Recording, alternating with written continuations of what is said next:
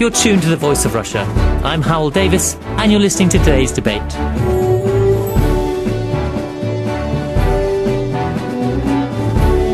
Last Sunday night, the closing ceremony of the Paralympic Games was held, marking the end of Britain's spectacular Olympic summer. While the impact of the able-bodied Olympics may have been expected, the popularity of the Paralympics perhaps came as more of a surprise, with record crowds, record TV audiences, and widespread admiration for the efforts of the athletes themselves. So have the Games changed perceptions towards disability for good in the UK? To answer that question, I'm joined now by Neil Coyle, Director of Policy and Campaigns at Disability Rights UK, Jody Mcintyre, journalist and author of the Life on Wheels blog, and Jonathan Freedland, a Guardian columnist. If I might start with you, Neil, do you think these Games might have a permanent effect on British ideas of disability? We very much hope so at Disability Rights UK, and obviously there was an absolutely fantastic reaction to GB hosting the Paralympics. The first time sales for Paralympic sports events have sold out. The public reaction has been absolutely fantastic.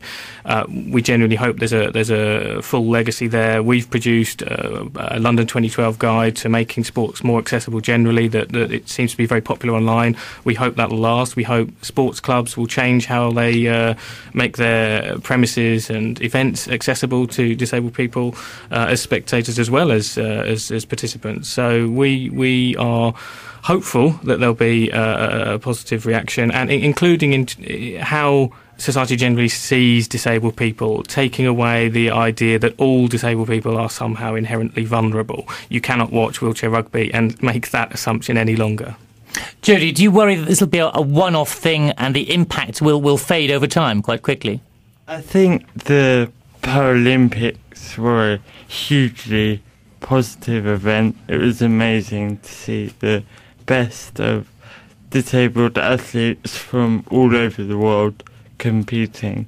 However, it would be naive to suggest that attitudes towards disabilities and prejudice towards disabled people is going to end after 11 days of sporting events. And what is really important to consider is after the mass hysteria, if you like, of the Olympics and Paralympics has died down, what is the concrete reality of the situation that disabled people face in England and the UK?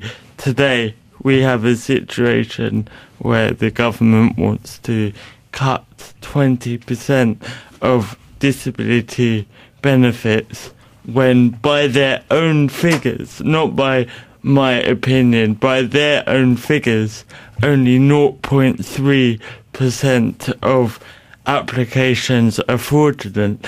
And we also have a situation where, whilst we are living in one of the most diverse cities in the world that hosted the Paralympics, let's have a look at our public transport system.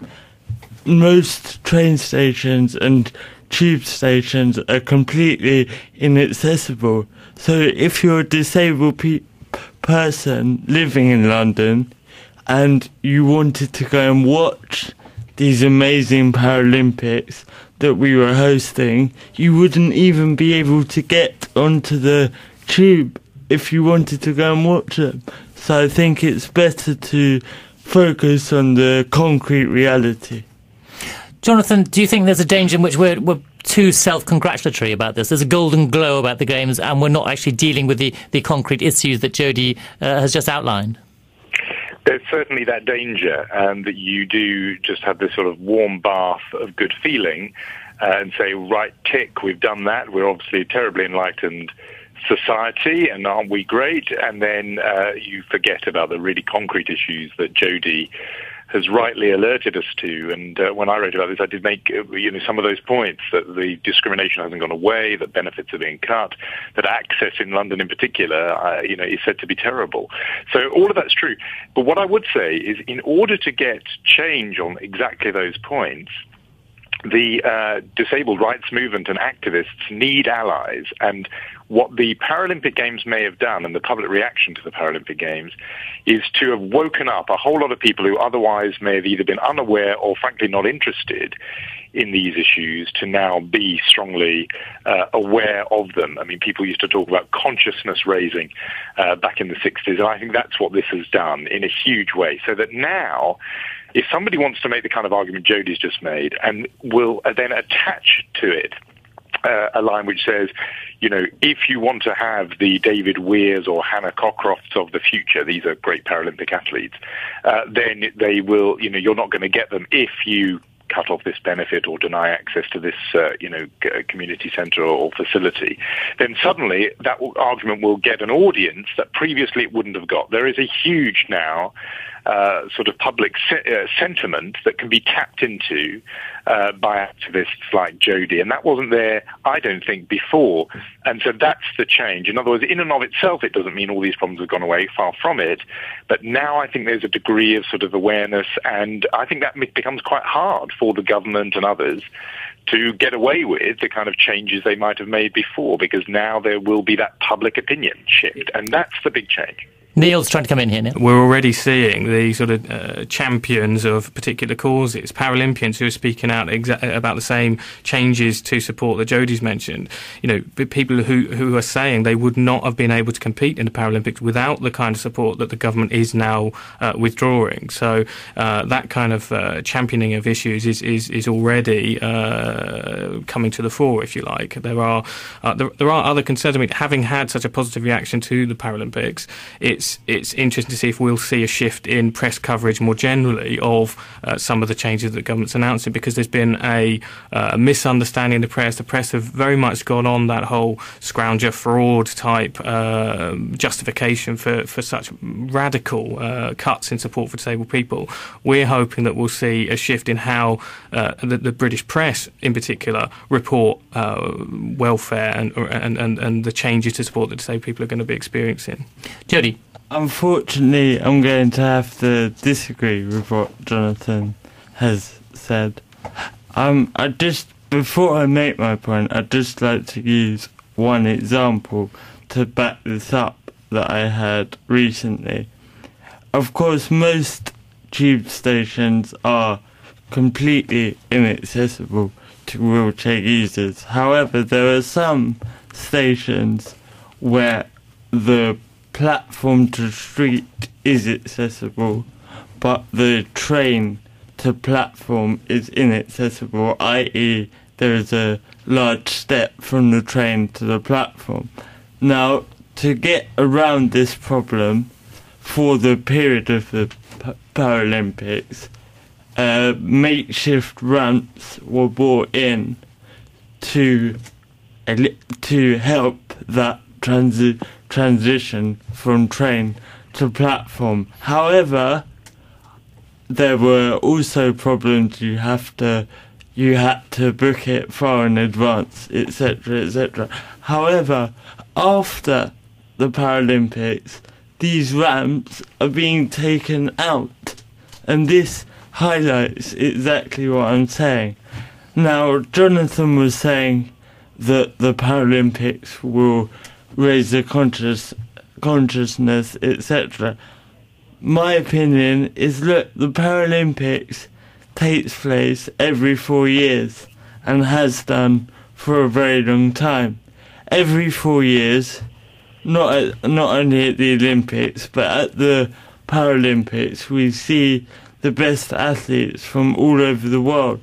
I don't think that the fact that it's being held in Britain should make any difference to that, and to me this highlights an underlying theory of somehow these games are better than all of the other ones that have taken place because they took place in London. Could I come back on Of course, Jonathan. I don't think, and people who've been at these previous Paralympiads, previous Paralympic tournaments do back me up on this, I don't think there's ever been a public reaction comparable to the one that happened here. I mean, that's just borne out by ticket sales alone. There were full houses at every venue, 2.5 million tickets sold for Paralympic events. That has never happened before. In Beijing, the stadiums were sometimes half full, and those were people, they had to give away those tickets, and people were sort of more or less compelled to come, school groups, etc. This time, the entire British public has voted with its wallets, if you like, and came out, and it was on wall-to-wall TV coverage, etc. Now, that is unusual. It certainly, for example, didn't happen, just example off the top of my head, Atlanta 1996. I know how apathetic the Americans were, because I was in America for the first few days of the Paralympics this time, and they were completely ignored, not televised, not written about in the newspapers. So the British reaction was specific, unusual, and I would say to Britain's credit. Now that, I think, is a foundation to build on. The fact that the British public did engage, did wake up to this issues, the kind of issues that for Jody have been familiar for years and decades. Suddenly, a whole lot of other people, perhaps they should have been aware of them much, much sooner, but now they are, and therefore I think there is absolutely a moment here for campaigners like him to build on, because they will get a hearing now in a way that they wouldn't have done before, and I would say they wouldn't get in other countries, because this same kind of wake-up didn't happen there and hasn't happened there. You're tuned to The Voice of Russia. I'm Hywel Davies, and today we're debating whether the Paralympic Games have changed perceptions towards disability for good in the UK.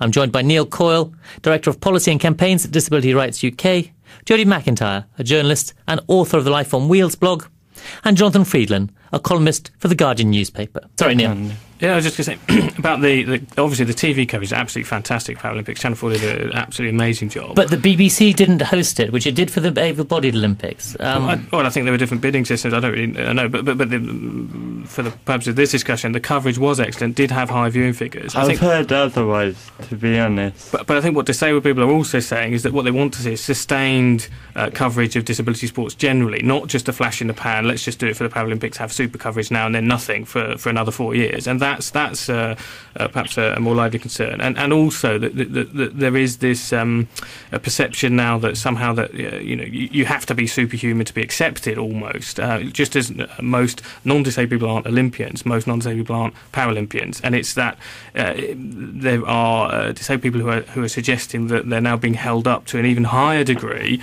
which almost justifies some of the cuts in support that the government have been pursuing. The fact that very senior members of the government were booed at the Paralympics, and we didn't see that at the Olympics, is another indicator of the fact that there are people who are watching, people who paid to go and see Paralympics, who are aware that the opportunities for disabled people in the future are being rescinded, and that exposure is incredibly helpful. Like Jonathan's saying about it, but just exposing the fact that disabled people are the hardest hit. There is a campaign in the UK being run called The Hardest Hit, which we're part of at Disability Rights UK, because of the vast number of cuts in support that are going on. Disabled people are at the front line. It's if you can't cut a council's expenditure, for example, you can't cut the funding for a council without a knock-on effect on social care, which supports disabled people.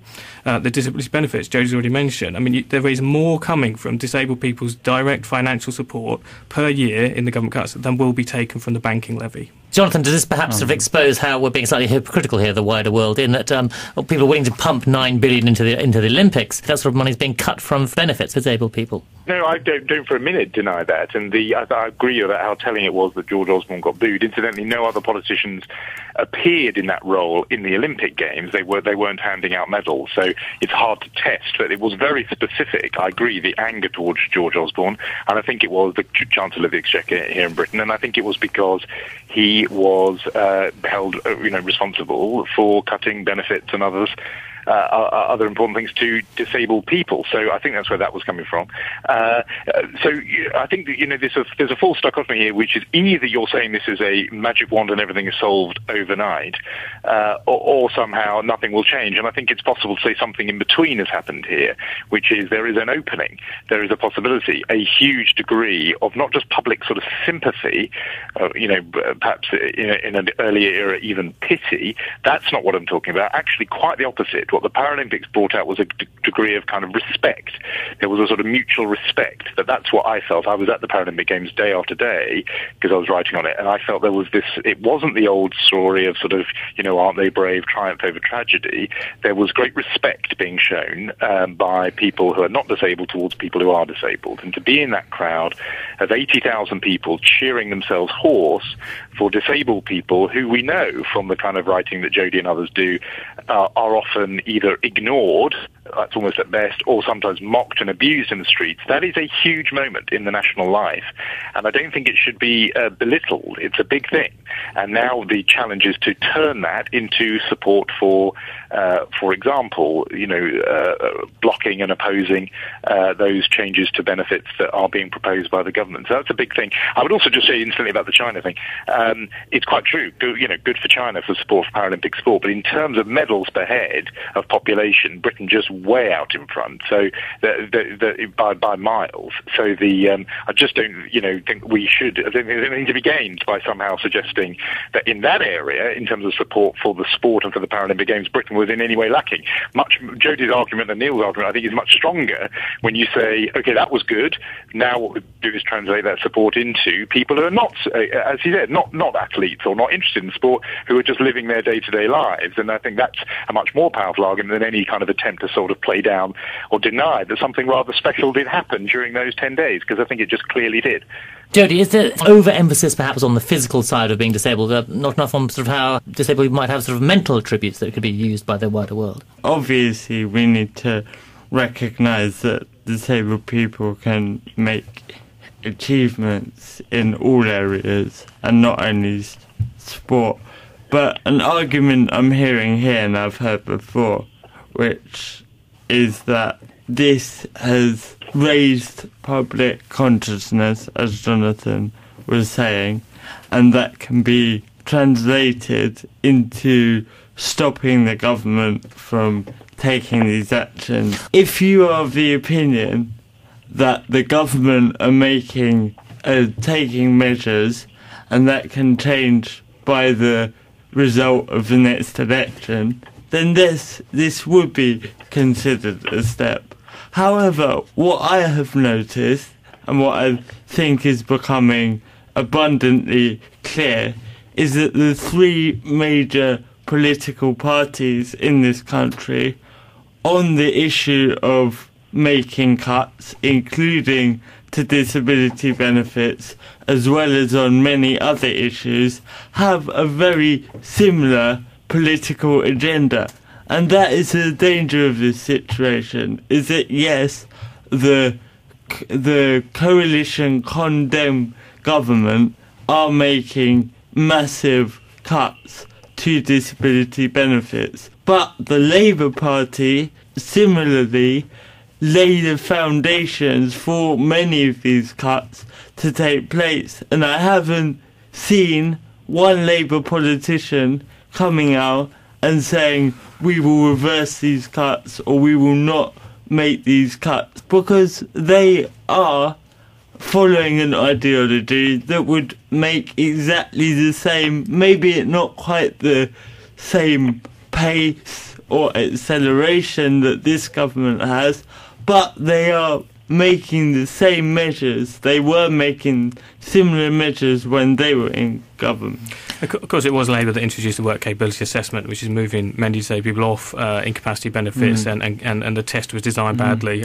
But the Labour Party, for the record, did vote against the welfare reform bill when some of the most significant changes, including the time limiting of contributions-based employment support allowance and the DLA cut. That's not to say they wouldn't keep them if they came back into power, but they did vote against them in Parliament. But I think more generally, I think the 2 million disabled people reported being a victim of hate crime in 2009-2010, and about 3/4 of disabled people can name a newspaper story that they think has led to a rise in hostility towards disabled people. That's the kind of change that we want to see as a result of the Paralympics.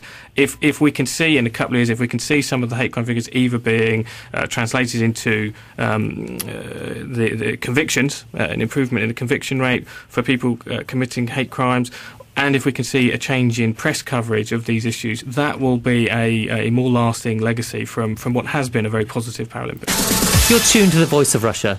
I'm Hywel Davies, and you're listening to today's debate.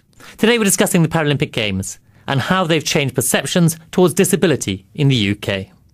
I'm joined by Neil Coyle of Disability Rights UK, Jody Mcintyre, a journalist and author of the Life on Wheels blog, and Jonathan Freedland, a Guardian columnist. There were surveys before the Paralympics saying that basically the disabled people were frightened of going out on the street, and they blamed the media cover of this. They were being labelled as scroungers, as people who were living off the state. And you think that narrative has basically been changed? I'm saying that what we'd like to see at Disability Rights UK is a change. It's too soon to say whether we'll see that. I think that when some of the most pernicious cuts start to take effect and disabled people start losing the support that means they can participate in communities, can continue in work, when those cuts start coming through, including to disability living allowance, we'll see a change in the general portrayal in the media, because and there have been a couple of isolated examples already where, for example, a veteran, someone who'd fought, I think, in Afghanistan, who'd been refused a particular bit of support, and the press turns the coverage into this man should get support. And it's the good disabled, the deserving disabled person against the scrounger, which has been where most of the press has been for the last few years. If we see, as more disabled people are affected, in particular from next year from the DLA change, if we see the press change to a more supportive attitude and working out that actually disabled people do need support to level the playing field and to make society more equal, to make opportunities more open to all, that will be a more significant legacy. Jonathan, do you think the press has played a sort of quite unpleasant role until the Paralympics in labelling disabled people as scroungers? Well, certainly, and you've heard it there from two people who, will follow this more closely than I do, and it's certainly true. That's been part of this whole atmosphere against recipients of benefits from, across the board, disabled and non-disabled. So I think that's definitely true. I think, though, that, the press in some ways is quite a sort of crude animal, and after it has devoted front page after front page, and these sort of poster-style front pages, which it did, both during the Olympics and then again, to some people's surprise, during the Paralympics, it just then becomes slightly harder for them to go back to the old position, because in a way they have, as always, following their readers, they picked up that their readers were not in that kind of mood over these last couple of weeks, that they were not seeing disabled people that way, and that they were seeing them in some ways in quite a new way. At that point I was making before about kind of respect rather than that slightly more condescending sympathy. And I think that will be very hard for some of those papers to go back to the old position, because now I think there has genuinely been a change of perception by a lot of people. Look, people are human. It takes a big and spectacular event sometimes to change how people perceive things. It would be better if people were persuaded by, just reading sort of policy proposals and reading blogs and all of that. That's what should change their mind. But people are not always moved by that, and they are moved. They have been shifted by what they've seen, and that will have an impact. And I spoke to lots of people in the Olympic Park who admitted with some degree of embarrassment that it's taken this for their eyes to be opened. Now, we can scold those people, say they should have realised it before, or we could welcome the change and build on it. And I think that will be true of the people. I think that will be true of readers, and what newspapers do is follow their readers. I think now there's been a shift in that perception, perhaps long overdue. I think newspapers will follow it, and I think I'm completely with Neil on this. I think it'll be fascinating to see those figures in future. Will they bear out that this was just some kind of blip and everyone goes back to how they were, or will something more profound have changed? And we won't know that till we see those figures. Jody, what would convince you there had been a real sea change in attitudes, do you think? You seem very sceptical. I'm just wondering what would convince you that perhaps there had been change? I'm sceptical because the fact is that we are living in a society that encourages inequality and encourages discrimination. That is not just against disabled people, it's against single mothers, Muslims, young people, ethnic minorities, immigrants. All of these people are victims, if you like, of discrimination in this country. What would signal to me that there has been a change is an actual change. It's very simple. What would signal there is a change is an actual change. So if these measures that I'm talking about were reversed, that would be a change.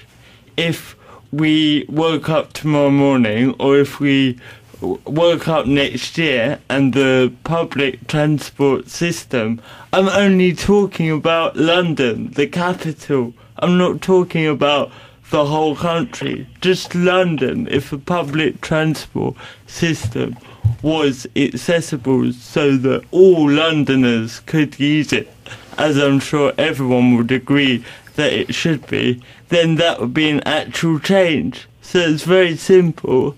What would signal to me a change is if I saw a change. I haven't seen a change. I don't think a spectacular event changes the situation. I think it can contribute, but it's a much longer process to challenge these deep-seated issues. Jonathan, you were trying to come in? Yeah, I was just going to say that, of course, that would be the proof that there had been the full process of change. But the stage in between is that public opinion then demand those changes, that they demand better access, that they demand the government reverse the benefit cuts. Yes. That requires public, popular pressure from people more than just the hardcore of disabled activists who've always heroically been engaged in this issue, but from a massive public opinion. And that is itself a change. That's how politics works. Yeah. First of all, there's the demand. Then you have to get public allies and support and backing, and then government eventually respond. And so if we move from the initial demand for better access, etc., made by the disabled activists and disabled rights groups, now being backed by a majority of public opinion, that's a big thing, even if it then takes a while to actually get the access improved and to get the government to react to the public opinion shift. So I'm not saying the policy has changed overnight. That's the magic wand argument. I'm saying public opinion has itself now moved, and that could be a great opportunity for the kind of work Neil and Jody and others are engaged in. Yes, but the problem is that in the United Kingdom, the government do not respond to public demand, and we've seen this many times. When our government wanted to launch an illegal war in Iraq, over 1 million people demanded, as you are saying, that didn't happen, and it did happen. And the reason these things happen is because none of the three major political parties in this country offer an alternative. So it's a good thing. It's a great thing. It's a thing I support if this does change public perceptions, and I'm sure it will. But our government do not respond to public demand. That's what we've seen. OK, fine, this is all we have time for, so perhaps just a closing word to Neil. Linked to the point Jody was making, one of the issues that wasn't touched on was poverty. And a third of disabled people live in poverty in the UK. Some of the Paralympians have already spoken out about the need for direct financial support from government in order to have been able to compete. For example, I think one of the figures was $3,500 for one of the wheelchairs used by some of the Paralympians.